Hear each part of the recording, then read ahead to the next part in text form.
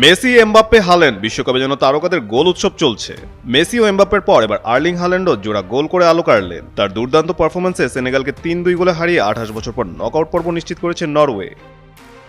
ম্যাচের শুরু থেকেই দুই দল খেলেছে আক্রমণাত্মক ফুটবল। প্রথমার্ধের শেষ দিকে মার্কাস পেদারসনের গোলে এগিয়ে যায় নরওয়ে। বিরতির পর ৪৮ মিনিটে মার্টিন ওডেগার্ডের পাস থেকে গোল করেন হাল্যান্ড। ৫ মিনিট পর ইসমাইল আসার এক গোল শোধ দিল। ৫৮ মিনিটে নিজের দ্বিতীয় গোল করে আবারও ব্যবধান বাড়ান নরওয়ের এই তারকা। আমাদের উঠে দাঁড়াতে হবে।